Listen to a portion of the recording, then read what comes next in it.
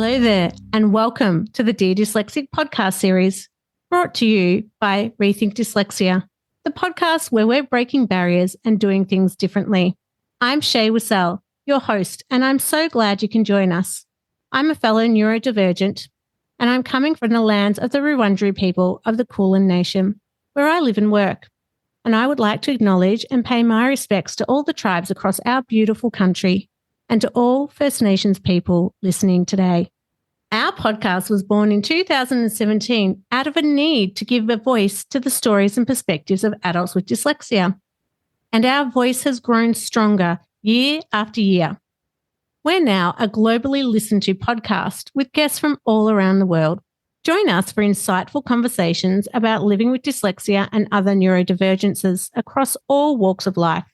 Our special focus is on adult education, employment, social and emotional wellbeing, and entrepreneurship. We're excited to be bringing you this episode and invite you to like and follow us, or even better, why not leave us a review on your favourite podcast platform. So let's get started.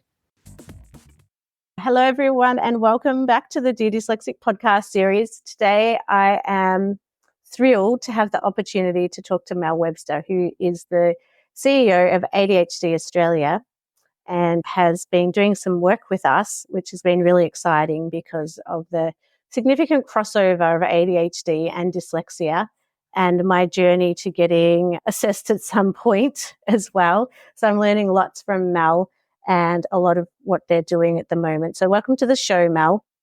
Thank you. Thank you for having me, Shae. I don't know where to start because there's so many things I want to talk to you about today, and I will try to stick to time. But maybe we should start with, how did you get involved with ADHD Australia? Okay. So look, I think my passion comes from my personal experience and also my work experience. So I'm a lady that proudly has ADHD. I have dyslexia and I also have other concurring conditions. I'm a lady that also has a son with ADHD and dyslexia, and also as well has co-concurring conditions. So family history leads me to want to learn more. But prior to that, many years ago, had a particular interest before I knew about myself in actually really learning about individuals that are neurodivergent. I started my early career off working with individuals on the autism spectrum and navigating through university and holding multiple roles. And my interest then moved into learning more that many individuals on the autism spectrum also have dyslexia and also a wide range of other co-concurring conditions as well. And the position came up at ADHD Australia, a voluntary position. And at that particular time, I was like, wow, this is something that really can make a significant difference to individuals with ADHD. And those people for a long period of time that have really been, I'm going to say, trying to fight for getting the opportunity to be seen as those individuals that really need things a little bit different around adjustments in the workplace or supports to help them to succeed. At school, for example, helping them to succeed at school. Lots of individuals that for many, many years have struggled. And for me, it was a great opportunity to make a difference nationally. It was a great opportunity to get a national voice out and also to talk more about not just ADHD, but also the crossover. And I think that that's really important because so many people do not recognize that. And we know that so many individuals, for example, young people in school with dyslexia get seen as having the dyslexia, and it might not be till later life that have a diagnosis of ADHD. And some of the challenges has come about because of the fact that the secondary disability hasn't necessarily been identified. And so, there's so much I'd love to have, hopefully we have time to talk about how you've supported the Senate inquiry, because I think the dyslexic community has a lot to learn from the autistic and ADHD community in, I think, how we engage more with politicians, because there's lots of different groups of us that haven't had the opportunity to come together, I think, to advocate as one, to try and have some more recognition around dyslexia from a political perspective. But before I take us down, that could be a boring path for some people who are not politically interested, but I am very much so. What was the journey like for you? When were you diagnosed? Was it after you started working in the space of ADHD Australia and things started to resonate with you, or was it after your son was diagnosed? No, it was at university. Oh, at uni. At university, I was having challenges at university. I was initially identified as having dyslexia, and the strategies and supports that were put in place were successful, but there was always something a little bit more. And at that particular time, couldn't be identified what was distinctly different. There were some things that were coming up that were not necessarily working for me, that I'm going to say that, work with many, many individuals with dyslexia. And the lady at the time that was supporting me as an aide wanted to look a little bit more into some of those differences, what was happening. And I was really fortunate that I had a fantastic lady that was my support. Her name was Fiona at the university. And she helped me to go further to get an assessment and diagnosis and to receive those supports. I was somebody at that individual time that also was seen as having, or still am, as having sensory differences. And my sensory differences, my dyslexia and my ADHD coming together. And later on in life as well, as started to identify also more challenges along the way as you learn more and things come out around anxiety and depression and some other things that come to light. But as a young person, I was diagnosed very early, and it was not until I would probably say my son was maybe 5 or 6 that I just knew. And I kept going back and I kept saying, look, my son has dyslexia. I can tell my son has quite significant dyslexia. He can't read or write really at all at this stage. And he's now nearly 16, has really significant challenges. And I was fighting for many years to try and make that difference. And as a professional in this area that has worked in this area for many, many moons and been very successful with many people, being a mum, oh my God, it's a huge challenge. I've always thought I'd know what to do, and I so did not know what to do. And he is chalk and cheese for me. So obviously with the same diagnosis, but couldn't be more different. And boys and girls, as you know, very, very different. And also as well, our presentations are chalk and cheese. So I was one of the fortunate early ones, but obviously many individuals we know, particularly females in this space, haven't been diagnosed till later on in life. Yes, it's interesting. I was talking to someone the other day and they said, oh, you were quite old when you were diagnosed at 27. I said, oh, no, I'm young. I said, I was young. I'm not young now, but I was diagnosed really young compared to a lot of people that we work with that are coming through, even in their 70s, coming through to have a diagnosis of dyslexia at the moment. But for us, it's, again, predominantly women that are coming through seeking that support at the moment for our help. But again, there were so many things that were running through my mind because you've been advocating and leading in this space for a long time. And I think when we had a conversation around, we don't see a lot of female leaders at the moment that are really sharing their story of having dyslexia and ADHD. Have you found that yourself in the space of ADHD? Do you feel that there's less women leaders out there? I feel there's more women leaders than we know about. More recently, I've actually done another podcast, Shae, looking at women with ADHD that are leaders. And whilst the focus with those particular ladies is the focus on ADHD, I know of those particular ladies, 3 of them also have a diagnosis of dyslexia. I think it isn't spoken about. So my view is that from my conversations I've been having more with individuals, females have found for a period of time, a lot, particularly those with later diagnosis, they're going through a journey of learning about themselves. Generally, people start off with, I'm going to say, one diagnosis, and the more that they start to question and try to learn about themselves and openly go to seek that support, they start to learn more about themselves and then either have a secondary diagnosis or they then will start to question at least. But I definitely know for the people I have a lot of conversations with now, and not just females, males too, but in particular females, the conversation is happening. So more recently, which is very different to many years ago, very different. People would have or be seen as saying they had a diagnosis of ADHD. Didn't really talk about dyslexia, or it was something that people would have one or the other. It was a spoken thing. And if they seen themselves as their primary diagnosis impacting them more, for example, dyslexia impacting them more, they would talk about dyslexia. Or secondary, if they seen themselves personally as ADHD impacting them more, they'd talk about the ADHD. Not often were the both combined. Similar to also autism many, many moons ago. That's actually changing. In a leadership space, I think that particularly female leaders are still feeling, I'm going to say, the pinch around trying to still fight for our own individual rights as females in the leadership space. Many, many females still struggle significantly with really trying to hold high profile roles because of those gender differences. So then to come out to say, I'm a lady that is a leader, and I also have a diagnosis of ADHD and dyslexia, people are scared. So I think they're there, but people do not talk about it because of the fear factor in the workplace and worrying that people may not see them as individuals that can maybe perform the same as somebody without dyslexia or ADHD, or their concerns are about them being judged by their peers. So what was the enabler for you?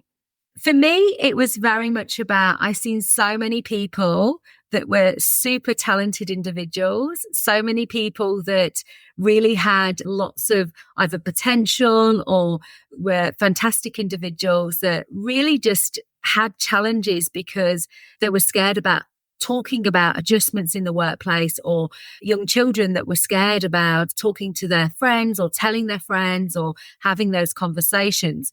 So for me, I felt that if I talk, and I'm only recently somebody that has, I'm going to say, more proudly come out to make a difference to our community. For a long period of time, whilst my family and my friends knew, it was very much something that I never discussed in the workplace, probably up until a couple of years ago. So it's actually quite a new journey for me in having conversations more outwardly. And I did it to make a difference to the community. I actually did it so that more people feel proud of who they are and can talk about the fact that you can be absolutely successful, have ADHD and dyslexia, and also a range of co-occurring conditions, and be a leader in this space. It's really exciting to watch more and more women in particular talk about it, because we see a lot of men openly talking. I still don't think in Australia as much, definitely in the UK. There's a real lead, particularly from men, to talk about it. But in Australia, there's that real stigma still attached to all of these co-occurring differences that we're seeing. 100%. And in particular roles as well. So I have colleagues that are in the education system, that specifically are in the education system with ADHD and dyslexia, and would not disclose their disability because it's the education system, and feeling that they could be frowned on. They may be teachers, or they may be successful, leading prims or other. And for those individuals, actually disclosing that could actually be seen as something that, in their view, may be seen as a negative. And because of that, are choosing not to actually have those conversations. I do a lot of work with ADHD Australia, looking at confidence building and having a courageous conversation where people choose that they want to disclose because it would actually help them to have some adjustments in the workplace. And in some cases, Shae, it can actually take months and even sometimes years for people to gain that conversation. So confidence to have that initial conversation. What are some of the strategies when you're talking to individuals about having those courageous conversations? How do you think we can, as a society, make people feel safer to come out?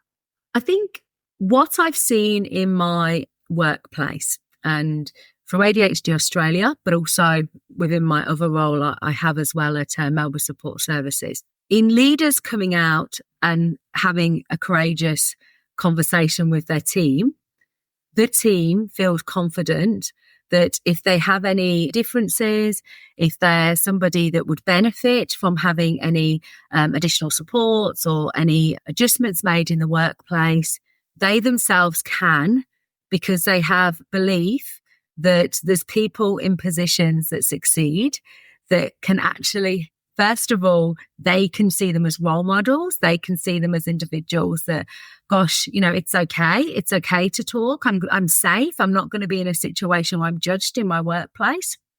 So I believe the more leaders talk and have those courageous conversations with their teams at a wider level, then it will actually create more diversity in the workplace, because people will feel more confident to say. And I believe that many organisations are extremely diverse, but the reality is those people are hidden and they're not able to have those conversations because of the fear. I also think as well, it's around people feeling psychologically safe in the workplace. So in the workplace, managers and organizations feeling that they are in situations where they're creating people to give them the opportunity to be able to say in a safe environment where they truly are not going to be judged. So one of the things I always think is when people ask the question, and we call it the tick box, do you have a disability? Why would you tick the box? You have a disability. What's the purpose of ticking this box? Yeah. Like, how's it going to help anyone, that box? So I was going, well, why would I tick the box? What difference is it going to make? If anything, it could actually disadvantage me. You kind of look at the box.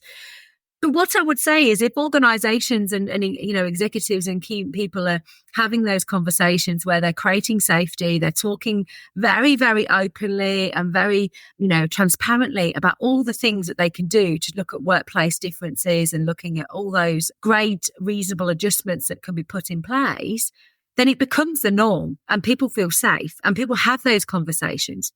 I will often have conversations with people around going, okay, well, let's just look at what would the conversation look like?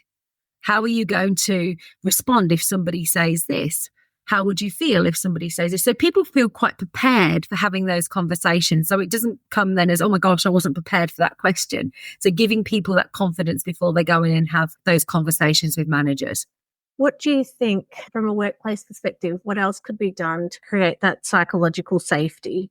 Do you think it's embedded in policies and procedures, or do you think it's embedded in the values and the mission of a workplace? Like, how do we enable workplaces to do it better?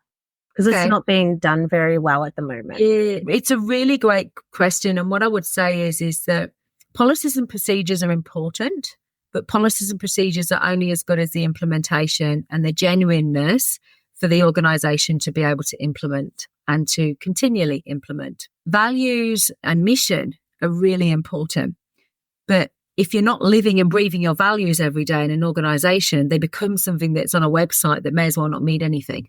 So it's as good as your behaviour, and your behaviour in the workplace as an individual, but also as well, each and every individual has to fully be behaving in a way which is absolutely in line with their mission, their values, core principles, policy and procedure to make that change. It isn't something that you do one day. It isn't something that you do over 2 days, or you can set a, we're just going to do this today event.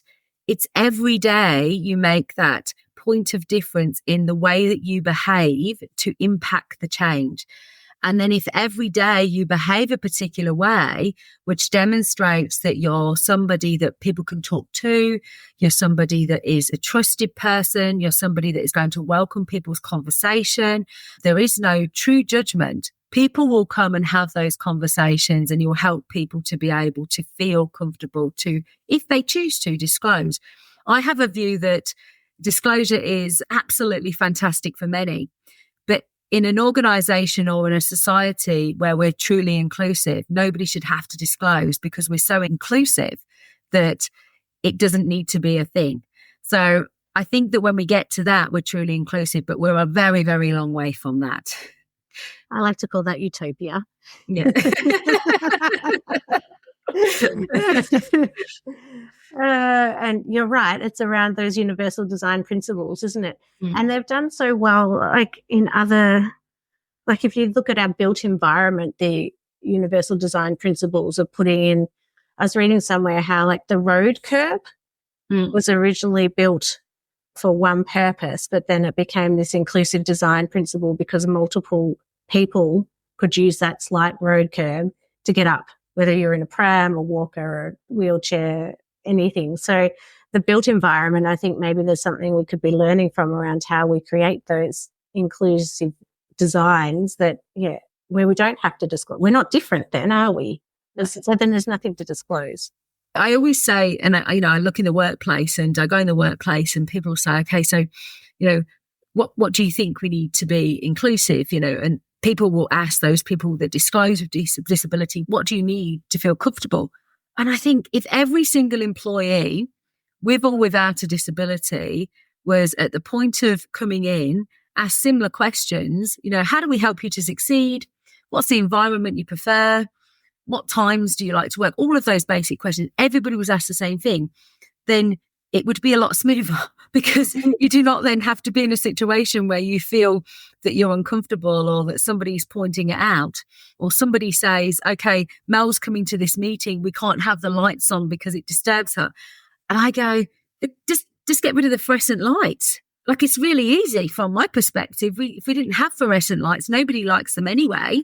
Why would we bother with them? Let's just get rid of them. And everybody then feels really comfortable. And we don't have to go, we have to choose a place where we have fluorescent or no fluorescent lights. So, look, I think there's some really easy wins. I think a lot of people see it as a really big challenge, whether it's classroom environment or work environment. And I just feel that it actually doesn't have to be. You know, small success makes a really big difference to people's life. And it's interesting, I was at this event yesterday and they'd spent 3 hours talking about disability in the workplace and how we make it more inclusive. And I was speaking to someone afterwards and they said, yeah, but we have to change the job role to fit for them. And I said, no, you don't change the inherent requirements of the job role. I said, you put the resources and supports in place so they can do that job to the best of their ability. But it was like the concept was still so hard to grasp. Yeah. And I think, wow, we sat there for 3 hours learning about it. So, you know, I think there's a lot of work to be done. And it's great to see the work that ADHD Australia is doing. And as I mentioned before we went online, I said how I want to know how you've managed to build such an amazing following through your socials. Oh, look, we're nowhere near your socials for print. We have ADHD Australia is 100% volunteer. And our super talent is that we are so passionate about what we do. And 80% of the people that work within ADHD Australia a whole range of roles outside of their work that they do. But many of them are with ADHD and also other disability. And the hyper focus in this area is huge. So we just happen to have the most amazing comms and social media team. And I'm not saying other organisations don't, and I'm sure they absolutely do. But honestly, like, we've got people that just, like, you know, everything all the time, really at it. It's a real hyper focus for some of our individuals and really driving for that change. And we've spent quite a bit of time. We spend or try to spend time sharing information and looking at how we can educate the community. That's a really big thing for us in terms of how do we not replicate what's happening and it's happening really well, but how do we share? How do we, if there is a gap, look at engaging so that we can fill that gap, whether that's conversations with government or whether that's conversations elsewhere. But that social media part for us is huge, because I still feel there's so many people that are struggling to understand when they have a diagnosis themselves or their loved ones are diagnosed. We know from so much feedback that comes through is there's just so much more to do. We obviously try to do a lot, but we're nowhere near there in terms of making even half a difference at the moment. We've just got a big way to go. Well, anyone listening out there that wants to boost your socials, you know, what type of person you need on your team.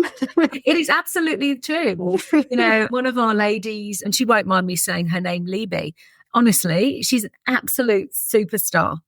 She's the most, you know, she's got a hyper focus. It's her passion, it's her love, and she's so great at it. And our whole comms team. But yes, absolutely, it's an added strength. You know, sometimes I think, and you know yourself, Shae, people can look at disability as being something that maybe, you know, in some spaces, oh gosh, it might be a hindrance or it might be a challenge. Absolutely not. It's like, for many, many organisations, they go, I really am glad that I've got this person on board, because they actually have a point of difference. And in some cases with ADHD, that hyper focus with those individuals on an area that they enjoy is something that's absolutely fantastic. Or the creativity with dyslexia, you know, have the two, and gosh, you're really, you know, a great person to employ.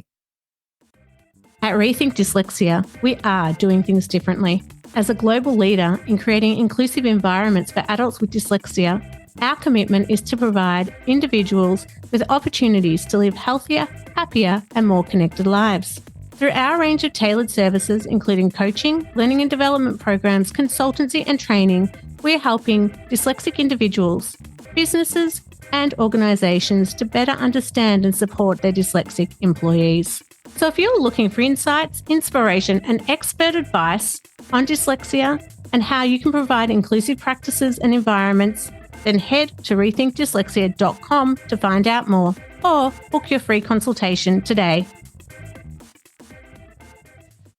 And talking of strengths, from your perspective as a leader in this space, where do you think, what are some of the strategies that have enabled you to succeed so well?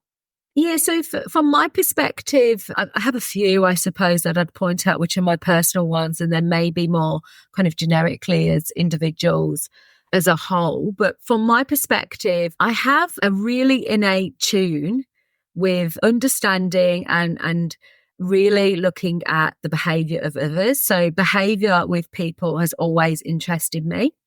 And because I have a particular interest in that area, it becomes, some would call it kind of an obsessive trait. I know that it's a hyper-focused area, but it becomes something that is something I do a lot of. So if I have an interest in something and that be my hyper-focused area, or happen to be behavior, happens to be learning about individuals, I will research it. I will spend hours on end looking and detailing and getting it right and getting it perfect and learning from that.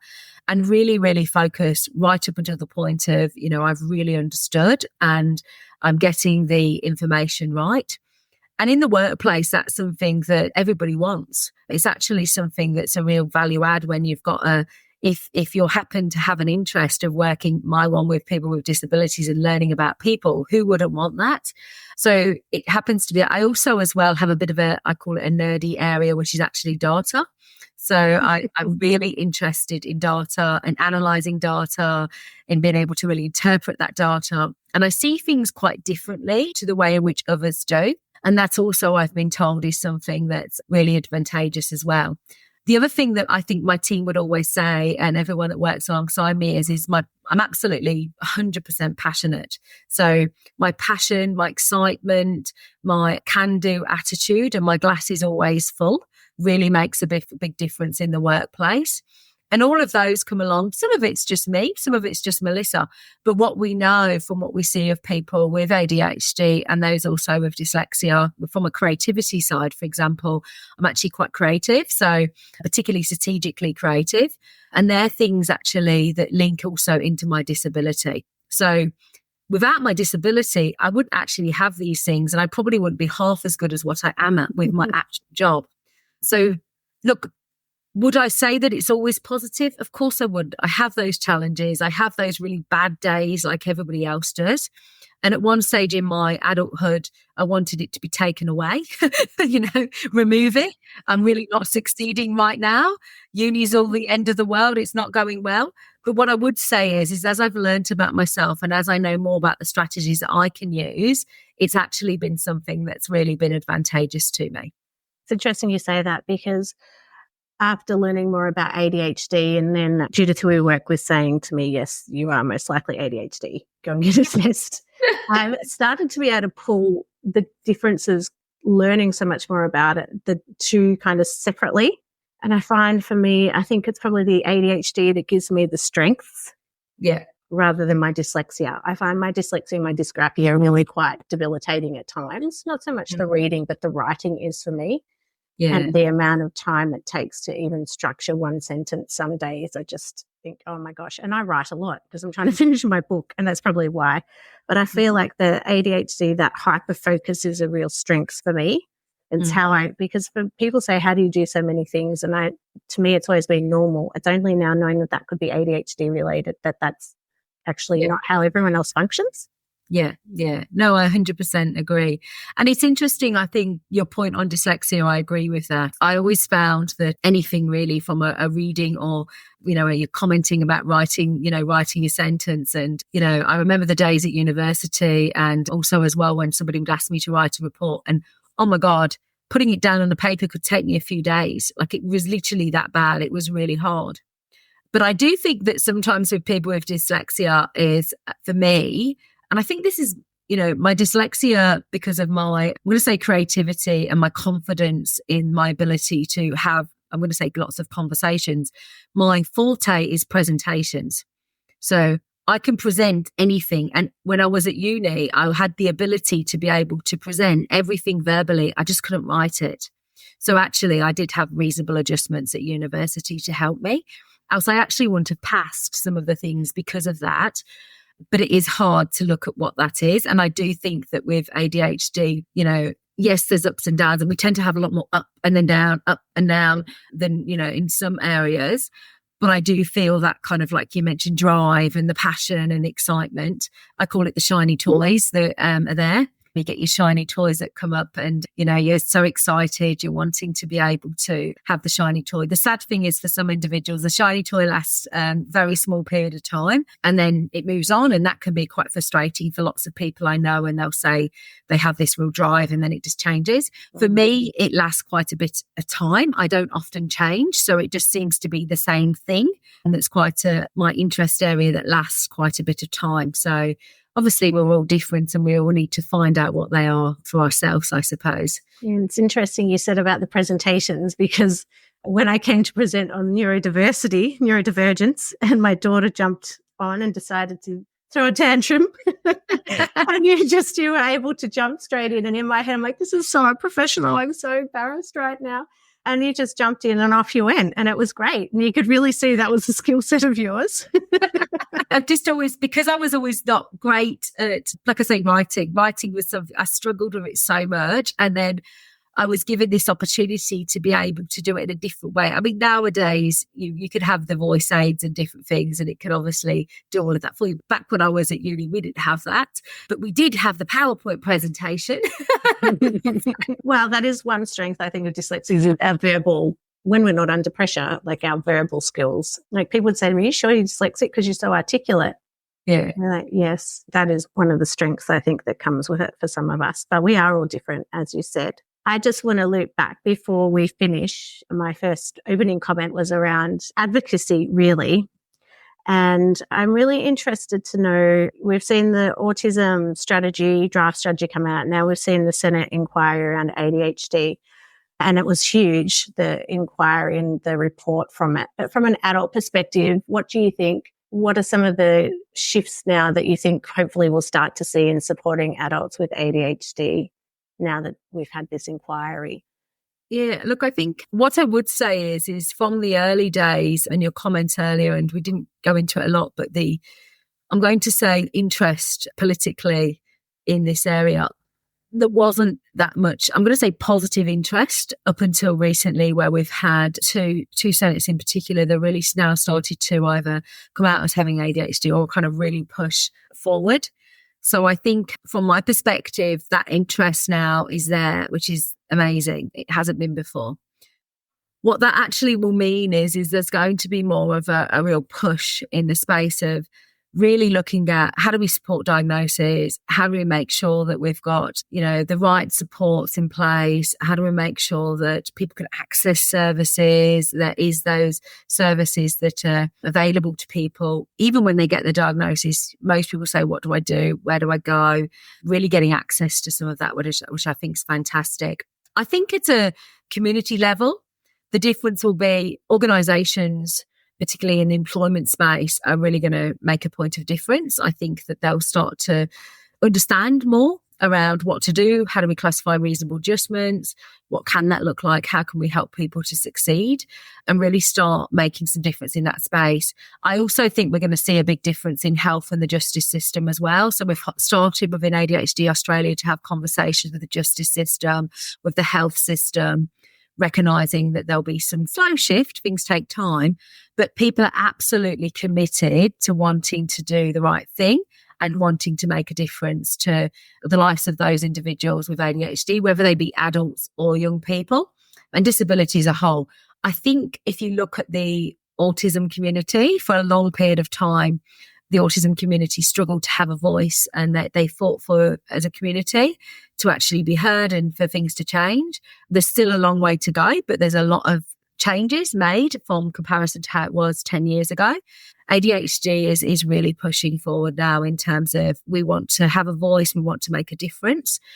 And absolutely with organisations like yourself, Shae, as well, with dyslexia, really putting that on the table and going, hey, this needs to be addressed. This is actually something that for far too long people have not taken seriously. Many, many adults in the workplace are still struggling.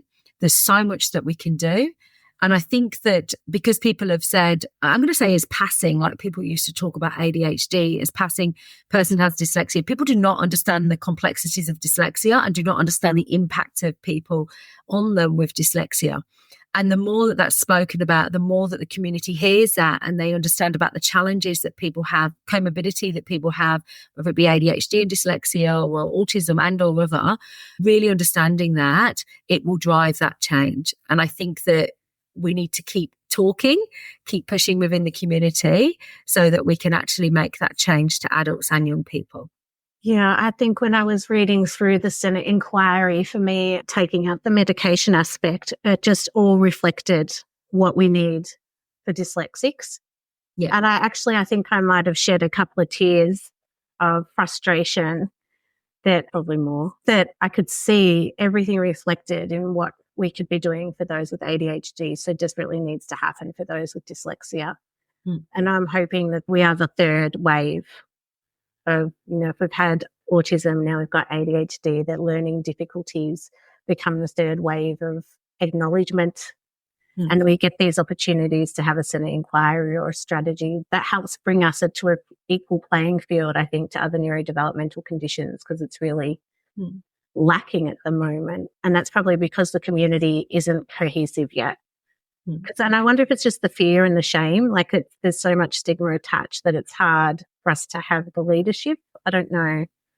I think it's because, look, there could be many reasons, but my personal view is that for many, many years, people, when they've mentioned dyslexia, have said they have dyslexia, but people have not necessarily understood the impact that dyslexia can have. So I look at my son, and I'm going to use him as an example. He's nearly 16. His dyslexia impacts him so much that he actually cannot read. He is struggling at school. He will struggle to get into, if he chose to, still into university. He would struggle to get into particular workplaces because of that challenge. There is not that level of reasonable adjustment yet to support him as a young person in the environment he needs to go into. And the reason I use it as an example is because I look at dyslexia, and when I talk to people around dyslexia, people will say, lots of people have dyslexia. And what I would say is the impact for some people with dyslexia is absolutely significant, to the point where those people cannot actually function in everyday life and hold a meaningful workplace or a job within the workplace, make it to university, or succeed in society in the way that another person without a disability would. So that impact is huge. That needs to be understood by government. That needs to be understood by many people within the community, because that is not understood. People are saying often, I know this person, and it's not taking away the fact that that person may have challenges, but there is a whole spectrum. And within that spectrum, for those people that are significantly impacted, those people need to be heard, they need a difference, and they need change. Else it is, for those people, they're not going to be in the same situation and have the same rights as those people without disability.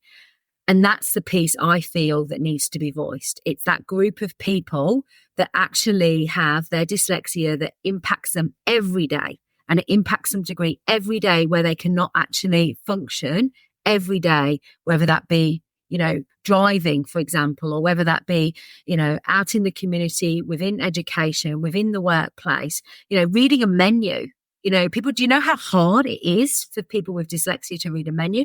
And I say that because it's things that people need every day to succeed and every day to survive, and nobody looks at that.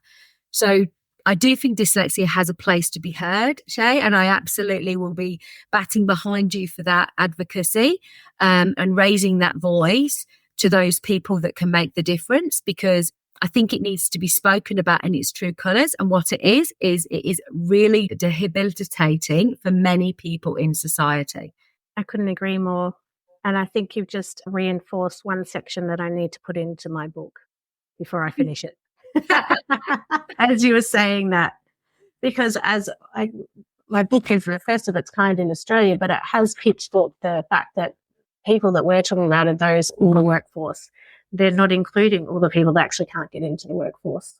Oh, and it's like I say, it's a spectrum. There's such a big spectrum.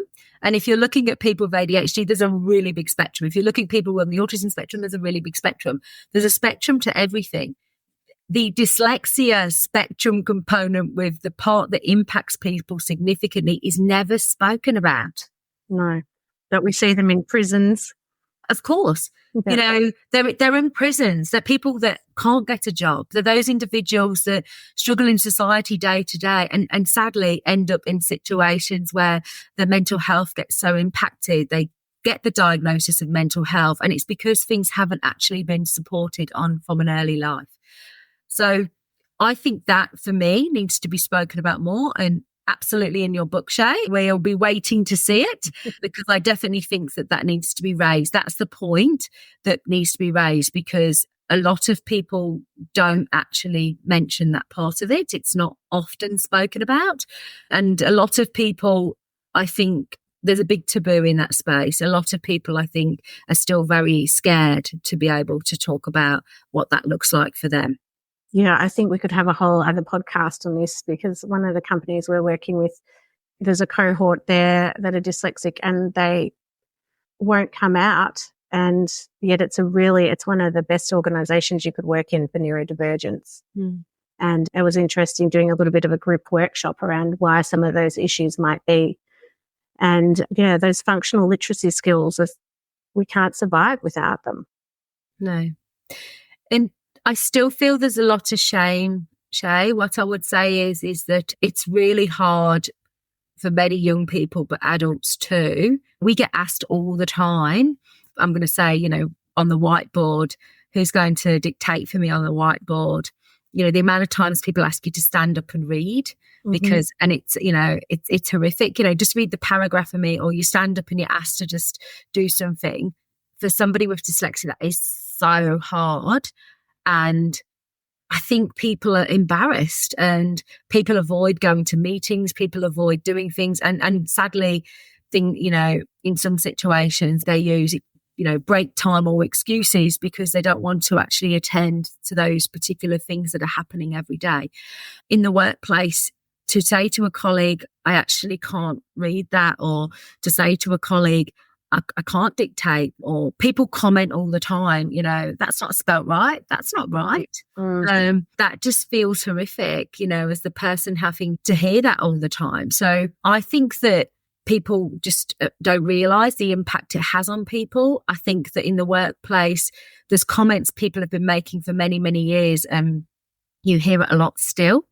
So even though as an organisation that might be an absolutely fantastic organisation for looking at inclusivity and looking at how things can change, what I would say is that often those subtle changes, like, you know, don't keep having, you know, people stand up and have to dictate, or, you know, you've got those workshops that are supposed to bring people together and they do those big pieces of paper where you've got to write down on it. And you think, oh God, please don't ask me. Please. Well, you've got to say something. That's my biggest fear, has been picked out to answer something.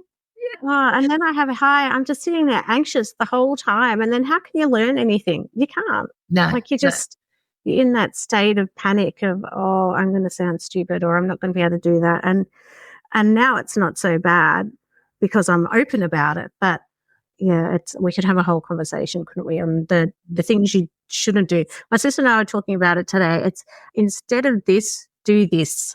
Yeah. So from a dyslexic perspective, instead of getting them to do, you know, minute taking, get them to do the brainstorming of the session, because we know that's where their strength is. So it's like, how do we, because we've seen a lot come out lately around autism and ADHD around instead of this, do this. So I think we need some strategies for workplaces around work on the strengths. We know that there's strengths sitting there for everyone. But I think it's really hard though, Shae, because I think for some managers, because disclosure isn't always there, what actually happens is people, because they don't know, ask people to do X, Y, and Z. I think there also needs to be more done to help managers and leaders identify what are some of the common things you may see if a person's may have dyslexia and they're in particular environments, how do you support that to be a positive experience without them having to disclose? And look, let's face it, many people might not even know they have dyslexia. So how do you actually support that? In the disability environment, staff members have to write different notes and they have to complete the notes. We have a number of people that are writing notes and their notes are really short, and everyone goes, well, they've not actually completed the whole day of what they've done. And you kind of ask, well, why? Generally, people want to complete really good notes. There's always a reason if somebody hasn't completed the notes to the full detail. And 9 times out of 10, when you unpack it a little bit more, the person actually, it's a challenge in some way, either dyslexia or it may be the person has English as a second language or something else. But there's always a reason for that. But I don't feel it's actually looked at enough. I think it's something that sadly, a lot of people get embarrassed about and either try to hide in the workplace or eventually they leave. I think that's really positive, not the leaving part. A few words back from what you were saying about leaders being curious. Yeah. Curious to ask why. That was the positive note I wanted to finish, just so not to people end up leaving an organisation. That's the last thing we want. We want, as people are going to leave, it's because they're leaving on a positive note and that they're progressing their career or going to do something fabulous, not because the workplace has made them feel so disabled they have to leave. So I think we've gone around full circle on multiple topics. This is a non-structured way of talking, which I love because we get to cover lots of things. That's good. But thank you so much for coming on the show, Mel. I'd love to have you on again because I think there's lots we could unpack from a leadership perspective around supporting neurodivergent employees. And just learning more about your amazing story and all the work you're doing around advocacy is inspirational. And we hope to see more people like yourself out there doing this work because, like you said, the more that we can have people supporting, the easier the conversation will become. Thank you. Thank you so much for having me. It's great to be here. Thank you. That was a lot of fun. If you haven't done so already, make sure you sign up to our mailing list so you can keep up to date with everything we are doing at Rethink Dyslexia. So head to rethinkdyslexia.com.au. And don't forget, if there's anything you heard today that was distressing, you can contact Lifeline on 13 11 14 or Beyond Blue on 1300 22 46 36. Thanks for listening and bye for now. Oh, yeah.